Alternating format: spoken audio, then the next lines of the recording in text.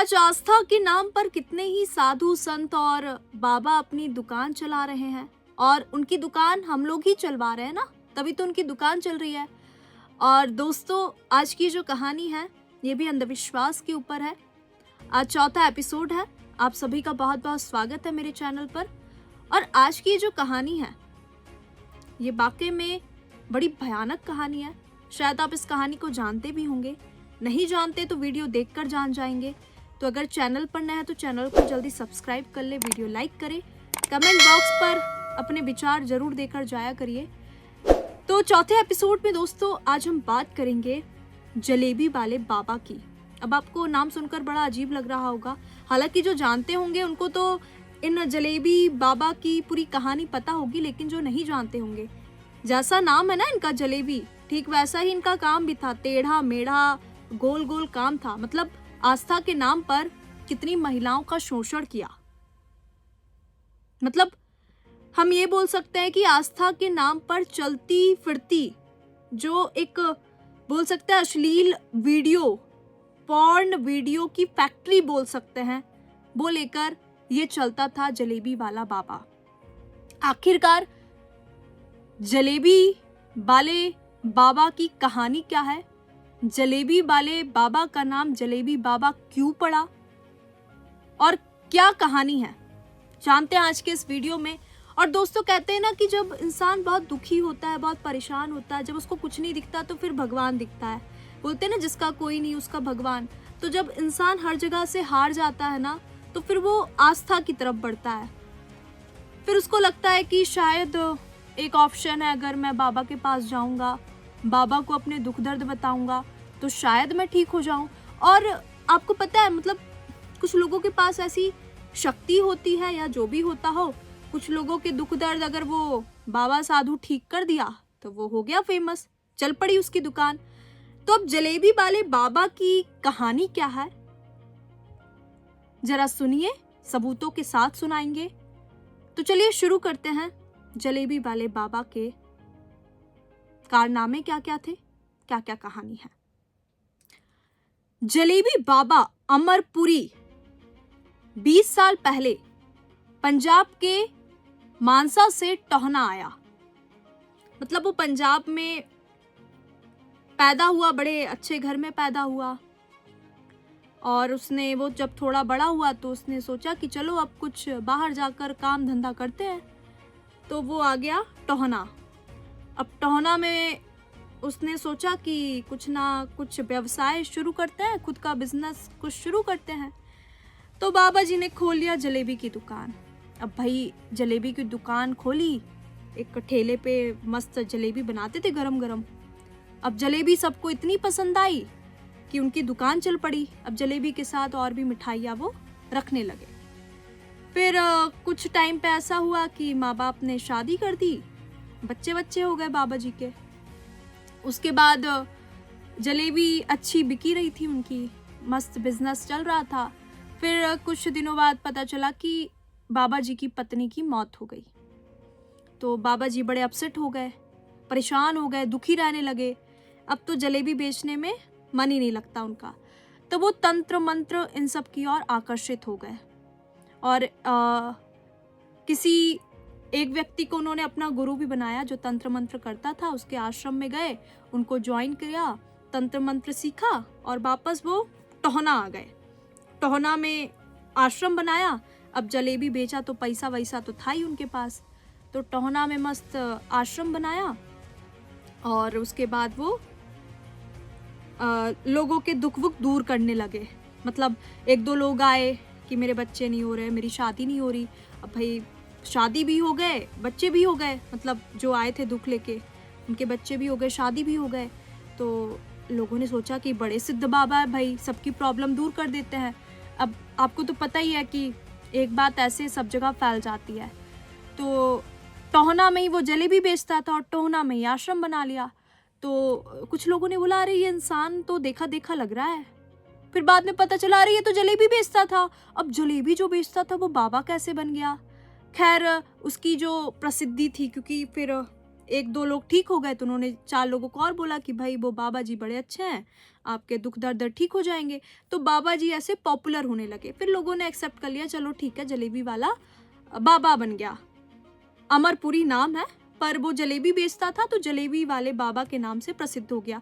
अब थोड़ा नाम बड़ा यूनिक तो है ही, तो और जल्दी वो फेमस होने लगे। फिर अच्छी रहीस कॉलोनी में उन्होंने आश्रम खोला और सभी बड़े बड़े जो लोग थे वो भी उनके दरबार में आने लगे। और आपको बता दूं, बाबा जी की फैंस फॉलोइंग विदेशों तक थी, मतलब विदेश के भी लोग बाबा जी को फॉलो करते थे। तो बस बाबा जी क्या हो गए, प्रसिद्ध हो गए, लोगों के दुख दर्द दूर करने लगे।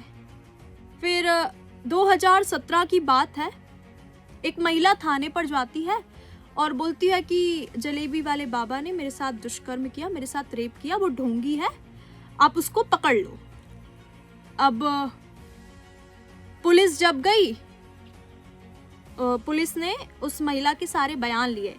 महिला ने क्या कुछ बोला, महिला ने कहा कि बाबा ने चाय पिलाई और चाय में कुछ नशीला पदार्थ मिलाया, फिर मुझे वो आश्रम के कमरे में लेकर गया और उसने वहाँ पर मेरे साथ ज़बरदस्ती की, रेप किया, दुष्कर्म किया और बोला कि वो मुझसे एक शब्द बोलता है बार बार, बोलो कि ये जो कुछ भी हो रहा है मेरी मर्जी से हो रहा है, ये जो कुछ भी हो रहा है मेरी मर्जी से हो रहा है।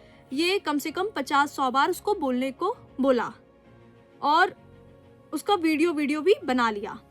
फिर अगले दिन जब उसके कपड़े अस्त व्यस्त थे तो फिर उसको समझ आया कि मेरे साथ गलत काम हुआ है, तो उसने बाबा जी को थोड़ा ऐसे डराया। तो बाबा जी ने उस महिला का वीडियो दिखाया, बोला कि मैं तुम्हारा वीडियो वायरल कर दूंगा, तुम्हारे घर वालों को जान से मार डालूंगा। और बाबा जी बकायदा पिस्तौल रखता था डराने के लिए, और तो और बोलता था कि मैं शमशान में जाकर तंत्र मंत्र करता हूँ। वो शमशान में जाके तंत्र मंत्र नहीं करता था, वो अफीम गांजा पीता था और कुछ लेकर भी आता था और महिलाओं के चाय में डाल देता था और उनको नशा हो जाता था, फिर उनके साथ गलत काम करता था। तो ये थी पूरे बाबा की स्टोरी। बाबा ने सिर्फ एक महिला के साथ नहीं किया था। ये पूरा वीडियो सुनिए अभी आप। मुझे 3:30 बजे बाबा के घर लेके गया और उधर बाबा ने पहले तो हम लोगों को चाय पिलाई, उसका चेला भी था साथ में, फिर किताब दी पढ़ने के लिए। फिर उसके बाद बाबा ने कुछ मुझे जड़ी बूटी खाने को भी दी जिससे मैं बेहोश हो गई और मेरी मांग में पता नहीं ऐसा क्या भरा 7 बारी उसने, जिससे मैं पूरी तरह बेहोश हो गई। बेहोश होने के बाद उसने मेरे साथ बलात्कार किया। तो मुझे जब होश आया तो मुझे पता चला कि मेरे साथ बाबा ने बेहोशी में मेरे साथ बलात्कार किया। तो आपने वीडियो में देखा उस महिला ने क्या कुछ कहा। तो फिर पुलिस ने बाबा जी को गिरफ्तार कर लिया। अब बाबा जी को 2017 में जेल हो गई। तो बाबा जी ने उल्टा उस महिला पर ही केस कर दिया कि नहीं इसने मुझे कुछ सुझा दिया था, और वो वीडियो कुछ इस तरीके से था कि समझ ही नहीं आ रहा था कि आखिरकार गलती किसकी है। मतलब उस वीडियो को इस तरीके से बनाया गया था, इस तरीके से क्रिएट किया गया था। तो बाबा जी के जो वकील थे उन्होंने याचिका दायर की कि नहीं, हमारे बाबा जी तो अच्छे हैं, वो महिला की गलती है। तो बाबा जी को 6 महीने बाद जमानत मिल गई। अब बाबा जी जेल से वापस आए, फिर भी बाबा जी की पॉपुलैरिटी यहाँ पे कम नहीं हुई थी, मतलब उनके चाहने वाले बने थे।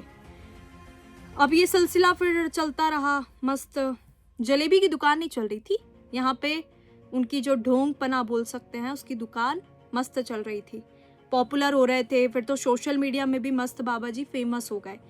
फिर कुछ टाइम बाद एक महिला थाने में आई रिपोर्ट दर्ज करवाने कि बाबा जी ने मेरे साथ गलत काम किया, मेरे साथ रेप किया, वो ढोंगी है। अब पुलिस ने सोचा कि अब अरे यार फिर से बाबा जी को पकड़ेंगे, फिर बाबा जी बोल देंगे कि ये झूठ बोल रही है और बाबा जी फिर बाहर आ जाएंगे, तो जाने दो। पुलिस ने कहा कि ठीक है, हम आपकी रिपोर्ट लिख लेते हैं, हम जांच पड़ताल करेंगे, फिर हम बाबा जी को गिरफ्तार करेंगे। अब पुलिस थोड़ी रिलैक्स हो गई। फिर एक दिन ऐसा आता है, 2018 लग जाता है, ठीक है, 2018 की बात है। एक दिन ऐसा आता है कि एक इंसान पुलिस स्टेशन में जाता है कुछ सीडी लेकर, और जैसे ही पुलिस वो सीडी देखती है पुलिस शॉक्ड हो जाती है। मतलब बाबा के नाम पर, एक आस्था के नाम पर कितनी महिलाओं का वो बाबा शोषण कर रहा था, वो सीडी देख के दंग रह जाती है। और न केवल एक सीडी थी, तो फिर पुलिस ने सोचा कि अब बाबा जी के आश्रम में छापा मारा जाए। जब छापा मारा गया तो ठीक और बाबाओं के जैसे जलेबी वाले बाबा के यहाँ भी हरम थे, अय्याशी वाले अड्डे थे, ये सारी चीज़ें थी और एक बक्सा था। उस बक्से में 100 से अधिक सीडी थी जिसमें उन महिलाओं की वो अश्लील वीडियो जो थे वो कैद थे उन सीडियों में। लेकिन वो महिला की इज्जत थी, पब्लिक कर नहीं सकती थी पुलिस। फिर भी पुलिस ने उन महिलाओं से अपील की कि हम आपकी चीज़ों को पब्लिक नहीं करेंगे, लेकिन आप अधिक से अधिक संख्या में यहाँ पर आइए ताकि बाबा को सख्त से सख्त सजा हो। बाबा की गिरफ्तारी होती है, 14 साल की सजा उनको सुनाई जाती है। 14 साल की सजा तो बहुत कम है, उसके इस कारनामे की सजा 14 साल बहुत ही कम है। तो ये पूरी कहानी थी दोस्तों जलेबी वाले बाबा की, अमरपुरी की। कहाँ एक गांव से आया, जलेबी की दुकान लगाते लगाते बाबा बन गया, आस्था के नाम पर लोगों के साथ खिलवाड़ किया। मतलब इंसान जब अंदर से टूट जाता है तब वो भगवान की ओर जाता है, तब वो पढ़ा लिखा व्यक्ति भी ना उसको लगता है कि नहीं ये इंसान मेरे लिए भगवान है क्योंकि ये मेरे दुख दर्द को दूर कर रहा है। लेकिन हमको सीख लेनी चाहिए। मैंने जैसे पहले वीडियो में भी कहा था कि इंसान भगवान नहीं बन सकता। हाँ, भगवान किसी इंसान को भेज सकता है हमारी मदद करने के लिए, लेकिन हमेशा सावधान रहे, सतर्क रहे, इस तरह के बाबाओं से सतर्क रहे। और जो महिलाएं या पुरुष इस तरह के बाबाओं के चंगुल में अगर फंसती हैं तो आवाज उठाएं, आपको शांत नहीं रहना है, क्योंकि ये आस्था के नाम पर हम सभी के साथ खिलवाड़ कर रहे हैं और हम ही लोग इनकी दुकान चलवाते हैं। तो सावधान रहिए, सतर्क रहिए।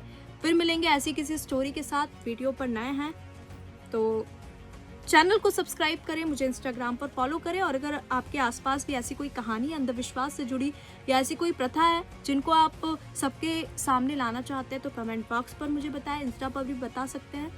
तो फिर मिलते हैं हमारे 5वें एपिसोड में। बाय बाय, नमस्ते। अब मैं थोड़ा सा, क्योंकि अभी मेरे एग्ज़ाम भी हैं 5th सेमेस्टर के, पर मैं कोशिश करूँगी कि एपिसोड तो डेली आप तक पहुँचाऊँ रात के 9 बजे, भले छोटे हों। बाकी बातें करते हैं हमारे नेक्स्ट एपिसोड में। बाय बाय, ध्यान रखिए।